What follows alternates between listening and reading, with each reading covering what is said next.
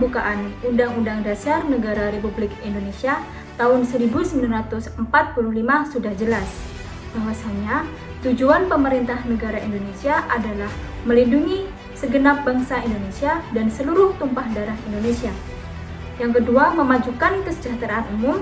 Ketiga, mencerdaskan kehidupan bangsa.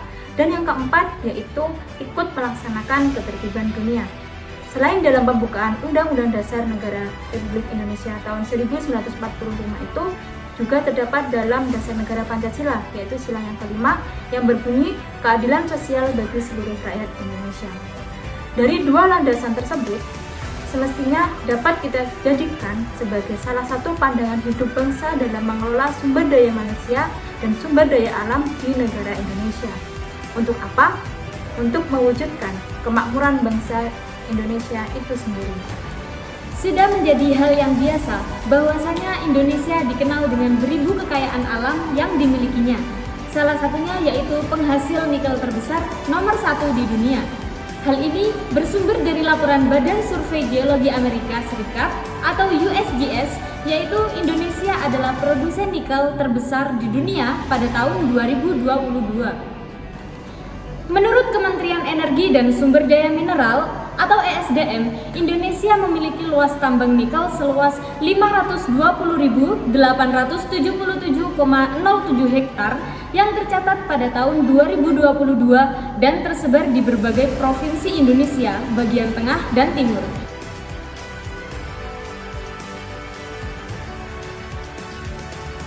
Pada bulan Februari 2023, Indonesia kalah gugatan dengan WTO. Kata WTO, industri nikel kita belum matang. Tapi, Badak Krisna Hasibuan, yakni staf khusus Menteri Perjanjian Perdagangan Internasional, mengatakan bahwa industri nikel di Indonesia sedang bertumbuh dengan dibangunnya puluhan smelter nikel. Lantas, bagaimana kenyataannya sebenarnya? Perlu diketahui bahwa saat ini nikel sedang diburu oleh pasar global.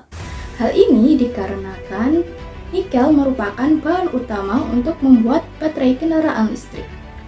Apa kalian masih ingat saat Presiden bertemu dengan bos Tesla Elon Musk? Hal ini dilakukan Presiden karena bisnis nikel akan sangat menguntungkan bagi Indonesia jika dapat bekerja sama dengan perusahaan seperti Tesla Inc. yang produksi kendaraannya berbasis dengan listrik.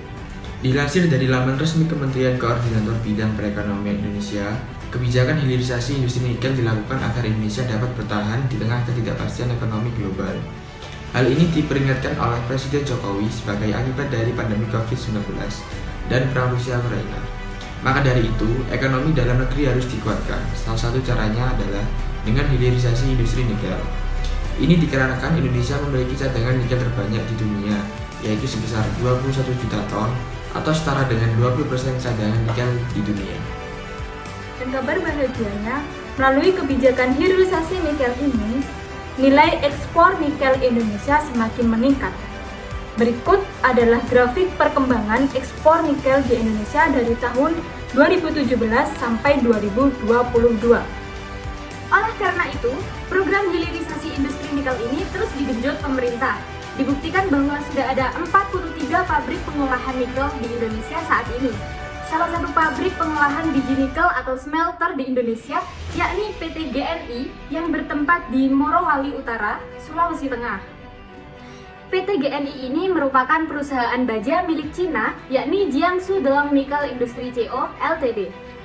PT GNI sendiri telah diresmikan oleh Presiden Jokowi pada tahun 2017 dan bukan main-main jika PT GNI memiliki kapasitas NPI mencapai 1,9 juta ton per tahun. Namun, di balik gemilang prestasi ini, apakah ada risiko kerugian yang harus ditanggung pemerintah maupun rakyat? Dan apakah kebijakannya sudah sesuai dengan nilai Pancasila yang menjadi pernyataan utama dalam topik ini? Mari kita telusuri. PT GNI pertama kali beroperasi di Buntah, Petasai Timur pada 2018 lalu. Pembangunan pembangkit listrik atau PLTU telah memenuhi Sungai Lampi tanpa adanya proses konsultasi dan pembebasan lahan. Lahan-lahan produktif warga diklaim sepihak oleh perusahaan dan melarang warga untuk mengelola lahan-lahan itu. Selanjutnya, sejak pertama kali PT GNI didirikan, sudah ada 10 pekerja tewas.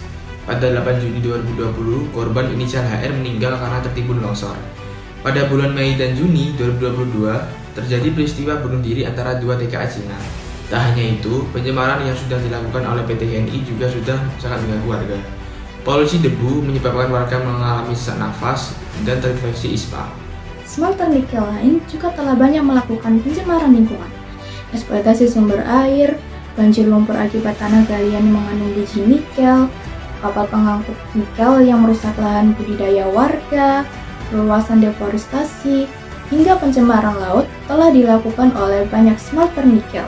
Jika ingin membangun perekonomian nasional yang kuat, maka sudah semestinya pemerintah dapat menjamin kesejahteraan pekerja lokal dan kesehatan lingkungan. Bukannya malah membiarkan investor-investor asing bertindak semau mereka untuk mengeksploitasi sumber daya kita.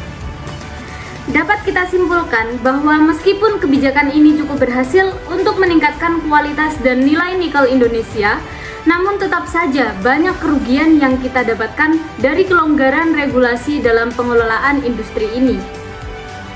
Dan yang terakhir, apakah kebijakan ini sudah sesuai dengan nilai Pancasila?